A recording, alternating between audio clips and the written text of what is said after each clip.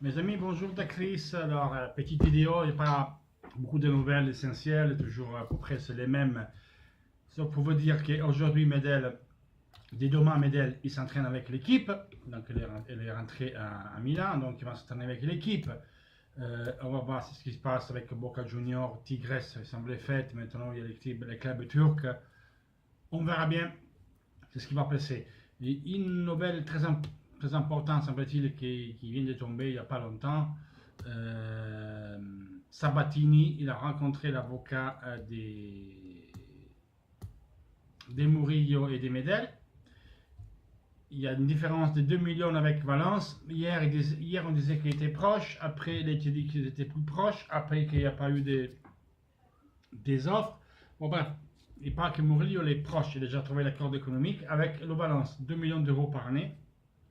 Contrat de 4 ans. Il reste 2 millions entre l'Inter-Valence. Tout là, ça présagir une entente va être trouvée d'ici peu. Donc, on verra bien.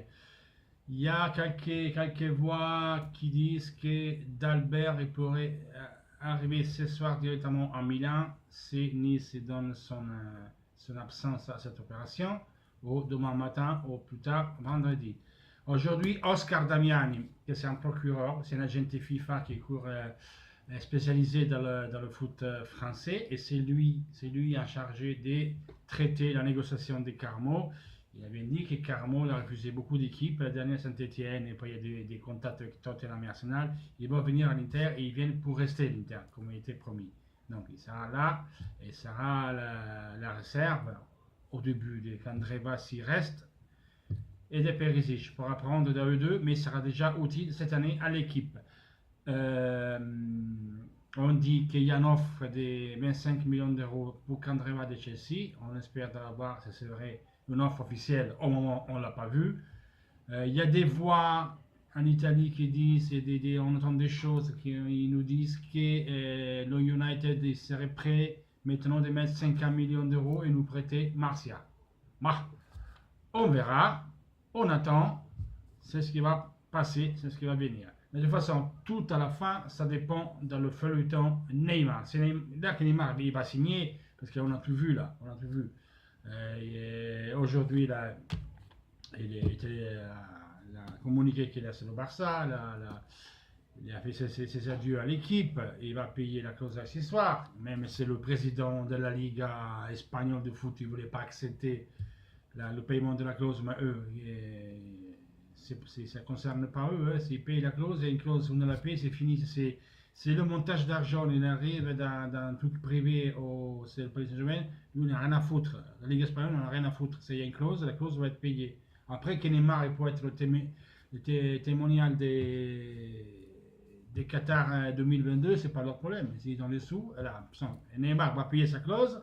Voilà, comme ça on a fini. Demain, il sera faire des visites, on ne parle plus.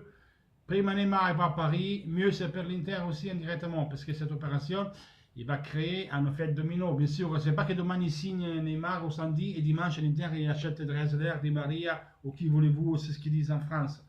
Ça veut dire que lui il va bouger, Barcelone va avoir ses sous à investir et doit bouger pour chercher des remplaçants. Donc, effet domino. Et donc, après l'Inter, il peut essayer de prendre quelques bons joueurs. Mais il faudra compter quelques semaines, parce que c'est pas que ça se fera en 3 jours, ça c'est impossible. D'abord, il faut qu'il bouge Paris, il faut qu'il bouge le Barcelone, et après qu'il perde un joueur, il faut qu'il ait un remplaçant. Donc l'Inter va négocier, parce qu'on parle d'un échange Drexler-Joe Mario, que comme on dit en Italie, c'est une bouffala, c'est une connerie. Mais c'est une suggestion qu'il a à l'Inter, mais après moi, Drexler ne verra pas à l'Inter, pas de suite au moins, pas de suite. C'est vraiment, il doit partir de Paris parce qu'il y a d'autres joueurs qui arrivent et il n'a pas sa place. Avant de venir à l'Inter, il cherchera une équipe qui fera la Ligue des Champions. Pareil Di Maria, pareil tous les autres. Mais une possibilité, il y aura. Je sais que vous n'aimez pas Lucas Moura, mais je préfère voir Lucas Moura qu'André les gars. Franchement. Lucas Moura con Spalletti peut se relancer. Je dis Lucas Moura, je dis comme ça. Semble-t-il qu'Aurier, si son appel, ça se passe bien l'appel de l'année prochaine, il va s'engager avec United pour 30 millions d'euros. Maintenant, il y a une nouvelle qui rebondit qui dit que United ne peut pas le prendre. C'est trop cher. Après, un coup c'est à l'Inter et un coup c'est au Tottenham. Ben, les nouvelles, c'est toujours le même, mais il n'y a rien que ça se passe, rien que ça se passe d'important. Donc, on attend toujours que, vraiment, maintenant, il faut attendre que Neymar il arrive au Paris Saint-Germain officiellement. Dans ce moment-là, il y a un effet domino et on peut vraiment commencer à faire des négociations et chercher des joueurs. Sinon, lui demander des Baldé, des Keita, des Vidal, c'est toujours un jour c'est jaune, un jour c'est rouge. Ma sensation est que Keita, il veut le jouer, donc il ira avant la fin du marché. Il n'y a rien à faire. Autrement, il le garde une année, il perd des sous. Et le titre, c'est pas un qui va perdre des sous besoin de la Lazio. Donc il demande 30 millions d'euros, vous allez voir qu'il va 15 millions à la journée. Lui, Keita, le joueur, mais commence à énerver parce qu'il ne veut pas venir à l'Inter. Eh ben, on va te faire enculer, va à la joue, va couper les citrons parce que tu veux jouer avec qui là? Con Dybala, con Higuaín, con Douglas Costa, il y a Quadrado, il y a Mandzukic, et tu veux jouer Keita pour de bon, tu penses que tu veux jouer là-bas, mais tu n'auras pas ta place. Mon propos, tu n'as pas ta place, il y a Piaka qui rentre aussi, ça fait 6, c'était le 7ème.